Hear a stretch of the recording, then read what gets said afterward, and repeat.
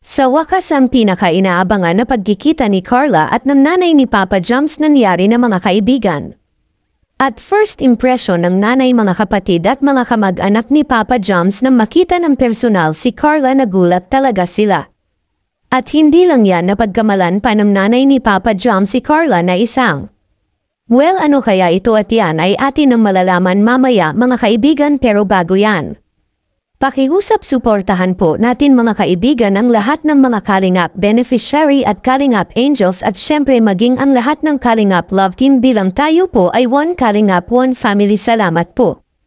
Isang mapagpalang buhay po sa ating lahat at muli ay nagbabalik ang inyong lingkod, bibigay ng update mula sa paborito ninyong beneficiary na si Carla mga kaibigan, pero bago yan. Pakiusap, mangyari po sanang tapusin po muna natin ang video na ito bago po tayo magbigay ng sarili nating komento kaugnay po dito mga kaibigan.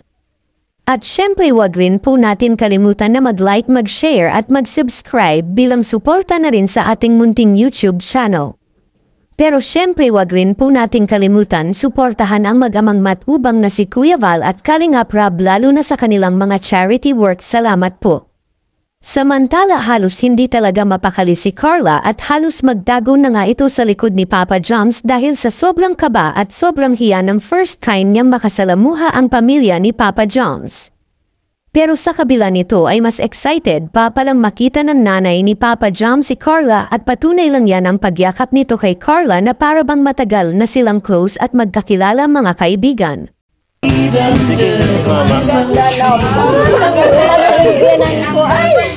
magiging na kami! Magiging malugan! Actually, ramdam talaga ni Carla ang mainit na pag-welcome sa kanya ng pamilya ni Papa Joms. Sa katunayan ay nagpa-picture pa nga silang lahat kay Carla. At hindi lang yan, ipinagluto pa talaga si Carla ng mga kamag-anak ni Papa Joms ng masasarap na pagkain bilang pagpapakita ng pagsuporta at pag-welcome sa dalaga. Ito niluto nila to. Ako na lang po naiyak. Ako naman. Huwag ka naman maiyak. Ngayon lang naman kita pagsisilba na naman eh. Tsaka bisita ka ngayon dito. Yun. Okay lang ba? Okay lang po. Ha? Daya, okay lang yan. Huwag kang mahiya. Baka isuka mo yung kakainin mo sa sobrang tense. Relax lang. Okay lang. Diba? Mabait naman sila. Galing nga po. Ha? Bakit? Mabait pa sila. Sa totoo lang, napagkamalan pa talagang artista si Carla ng mga kamag-anak ni Papa Joms, lalo na ng nanay ni Carla, at sang-ayon na ang nanay ni Papa Joms na may hawig talaga si Carla kay Liza Soberano mga kaibigan. Well, isa lang naman ang napansin natin mga kaibigan sa pamilya ni Papa Joms, isang malaki at masayahing pamilya at siguradong magkakasundo sila ni Carla mga kaibigan.